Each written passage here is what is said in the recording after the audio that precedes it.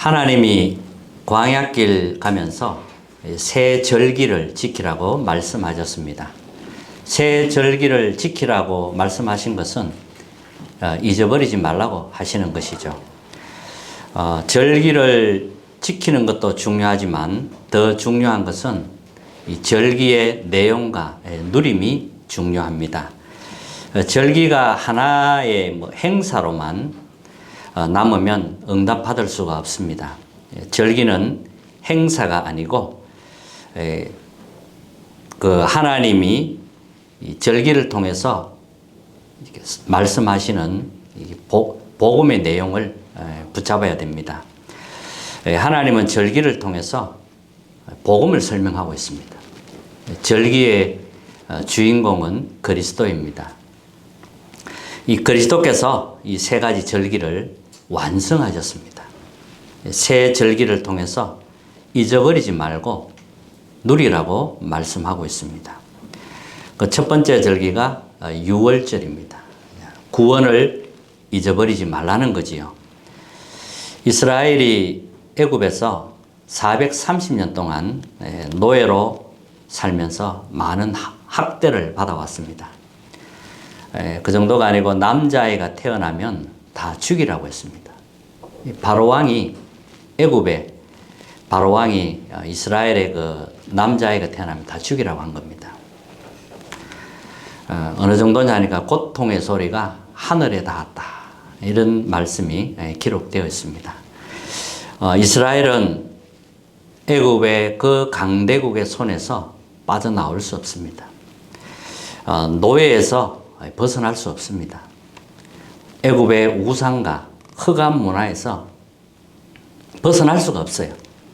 근데 하나님이 모세에게 어린 양의 피를 각 이스라엘 전 백성의 집에 바르라고 했습니다.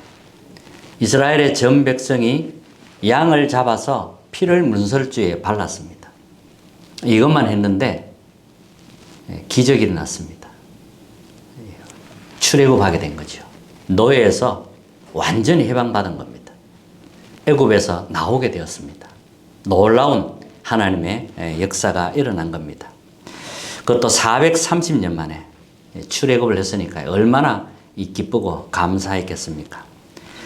그래서 하나님이 이 유월절을 잊어버리지 말라고 하는 거지요. 즉 구원을 설명하고 있는 겁니다. 하나님이 이렇게 말씀하셨습니다. 나는 너를 애굽 땅 종되었던 집에서 인도하여 낸 내 하나님 여호와이니라. 너는 나 외에 다른 신을 섬기지 말라. 이렇게 말씀하셨습니다. 우리 또한 죄의 권세, 지옥의 권세, 이 사탄의 권세에서 벗어날 수가 없습니다. 하나님이 그리스도를 보내주셨고 이 그리스도를 믿음으로 여기서 우리가 완전히 해방을 받았고 구원을 받게 된 것입니다. 이게 나의 유월절입니다. 이것을 잊어버리지 말라는 것입니다.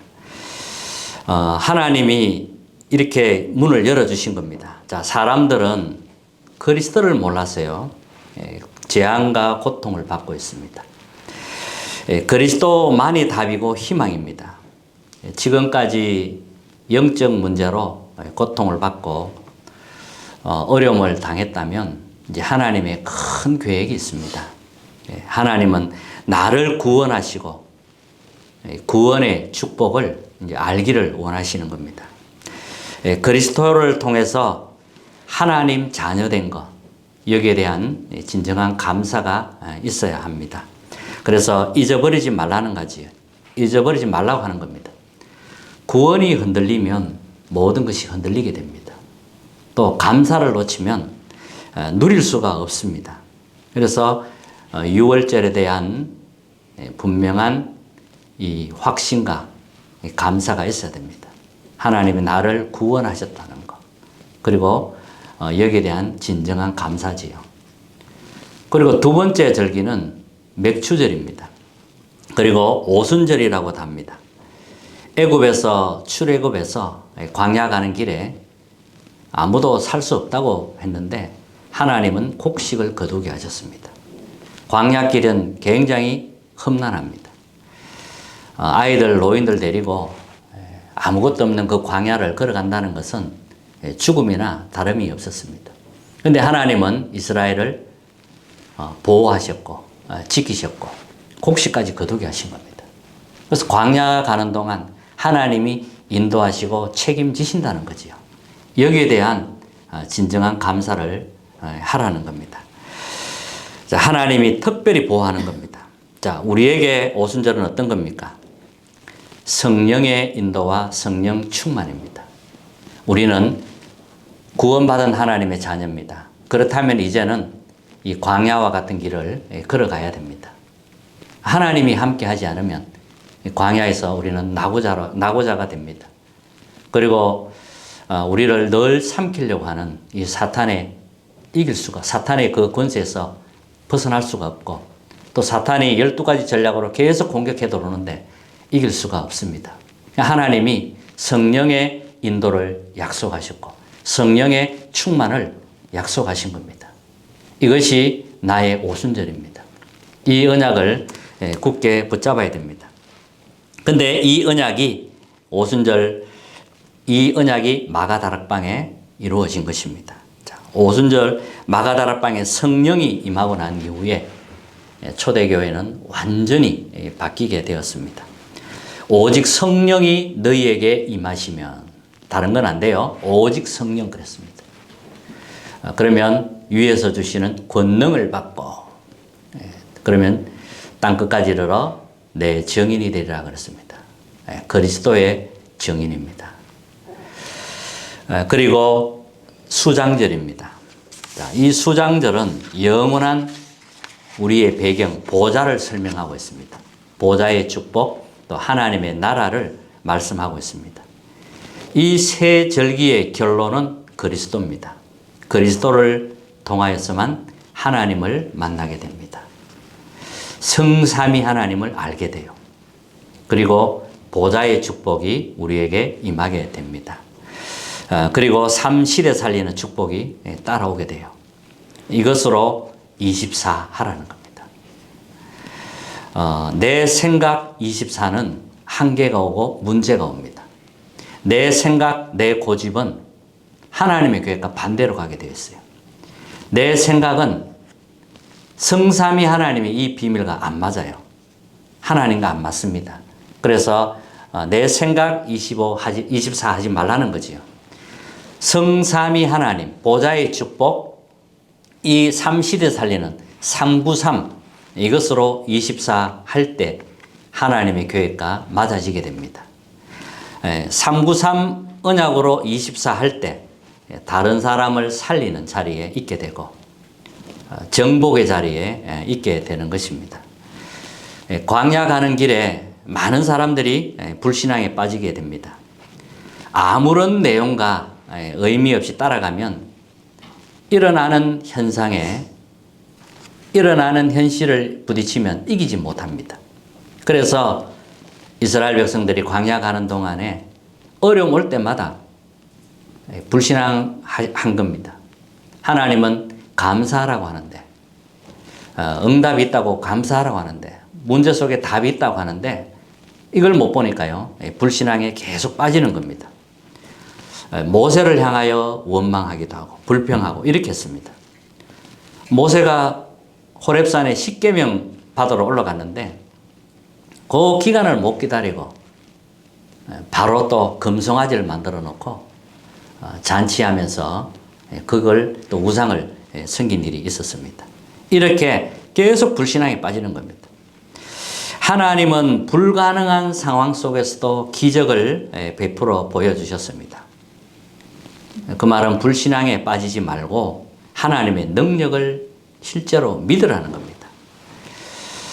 애굽에서 살아온 애굽 체질, 노예 체질을 가지고 있으면 계속 불신앙에 빠질 수밖에 없습니다. 하나님은 광야 가면서 성막을 만들어라고 합니다. 그리고 언약궤를 그 성막 안에 두라고 합니다. 그래서 언약궤 따라가라고 하는 거예요. 다른 거 따라가면 안 돼요.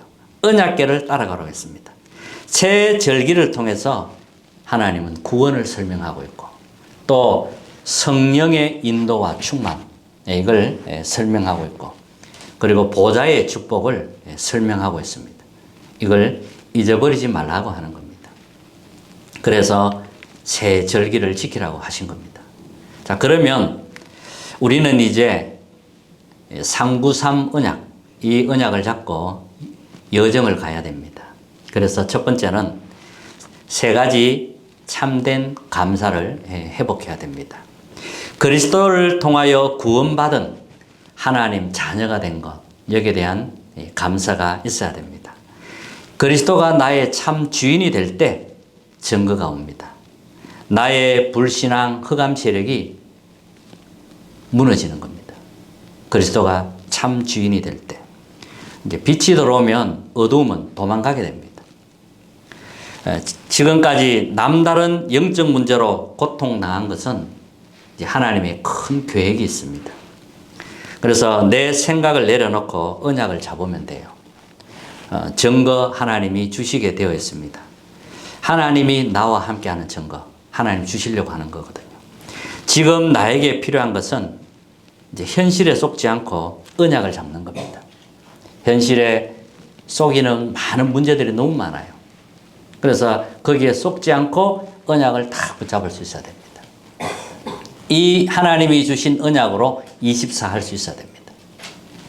24 될 때까지 절대로 속지 마시고요.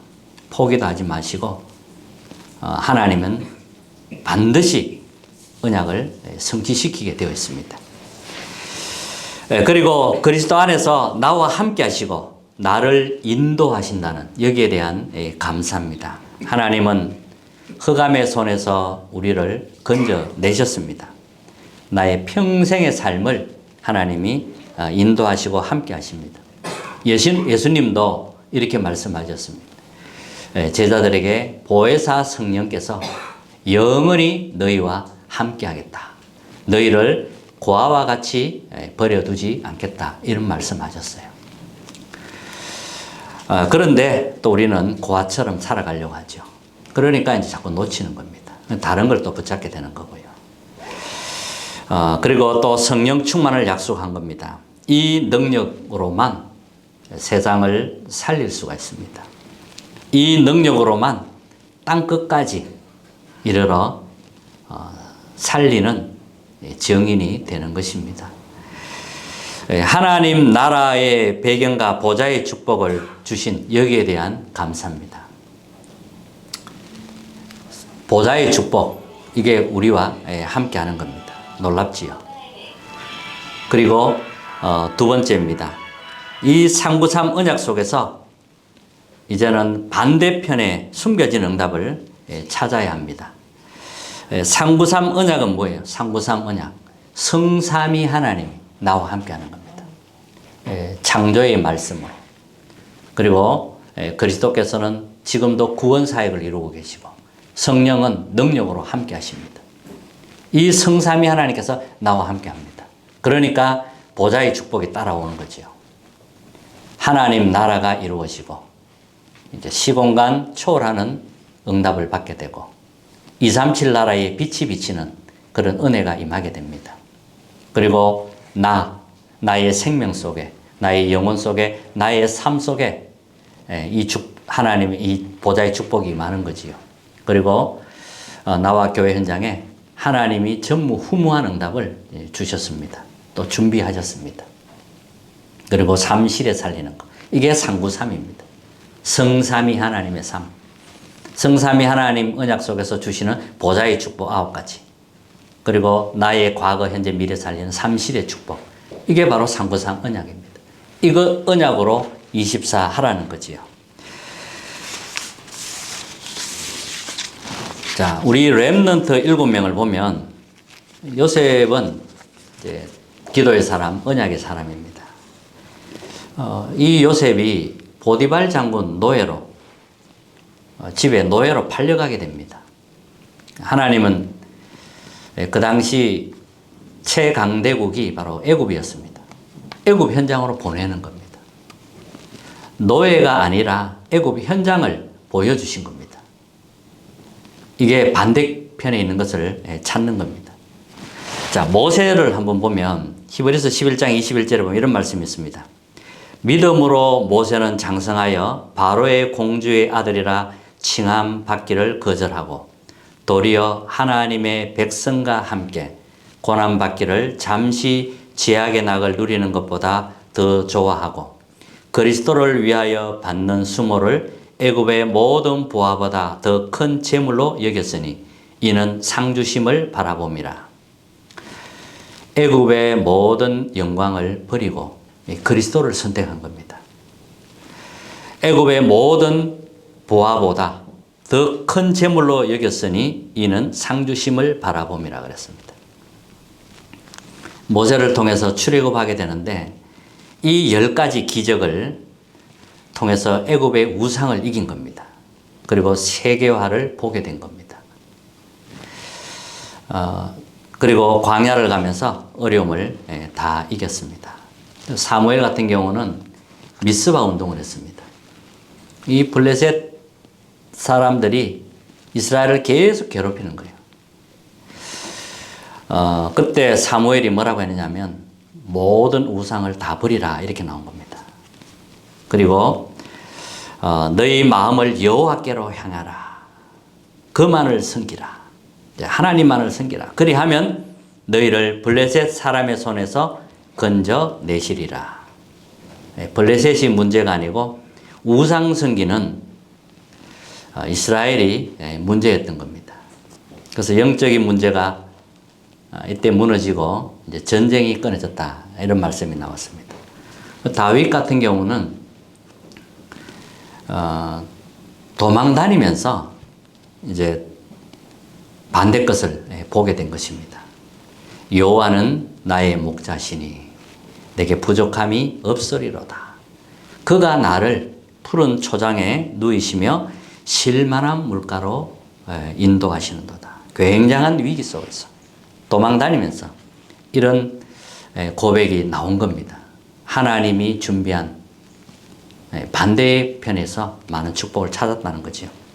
내 영혼을 소생시키시고 자기 이름을 위하여 의의 길로 인도하시는도다. 내가 여호와의 집에 영원히 거하리로다.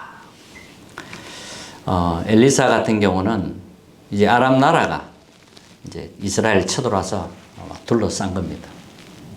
그때 엘리사의 그 사환이 막 급하게 지금 아람 나라가 쳐들어왔다고 했습니다. 근데 엘리사는 여유 있게 이렇게 이제 기도를 하죠. 하나님, 저 엘리사의 눈을 열어서 보게 하옵소서. 그러니까 이제 영적인 눈이 열리니까 하늘의 불말불변가가 훨씬 더 많이 산 전체를 딱 둘러싸고 있는 겁니다. 적군보다 이제 하늘의 불말불변가 더 많다는 거죠. 이렇게 해서 여유 있게 싸우지 않고 아람 나라를 이기게 됩니다. 또 다니엘 같은 경우는 포로로 끌려갔습니다. 거기서 총리가 되었습니다. 총리가 되어서 그 권세를 누린 게 아니고 뜻을 정하여 이제 우상과 싸우기로 그렇게 이제 기도하기 시작한 겁니다. 이 차원이 달라요. 그리고 바울 같은 경우는 응답도 핍박도 뭐 여러 가지 이런 것들이 중요하지 않다는 거죠. 로마도 보아야 하리라. 가이사 앞에 서야 하리라. 이 언약을 딱 잡은 겁니다. 자, 세 번째입니다. 다른 사람 살리는 사람으로 부르신 것 감사하시기 바랍니다. 정말 은혜 받으면 이 393 언약이 24 되는 날 정말 여러분 통하여 많은 사람이 살아나게 될 것입니다. 그리고 다른 사람을 용서하시기 바랍니다. 하나님이 우리를 그리스도를 통하여 용서하셨습니다. 우리도 다른 사람을 용서해야 됩니다. 내가 구원받은 하나님의 자녀고 나의 모든 죄가 씻음을 받았고 내가 용서받은 사람이 맞다면 이제 다른 사람 용서하게 됩니다. 예수님도 용서하라고 말씀하셨고 또 예수님도 죄인을 용서하셨습니다. 용서해야 복음 전할 수 있고 이 복음의 빛을 비치게 할 수가 있는 겁니다. 상처가 많으면 용서가 잘 안 되죠.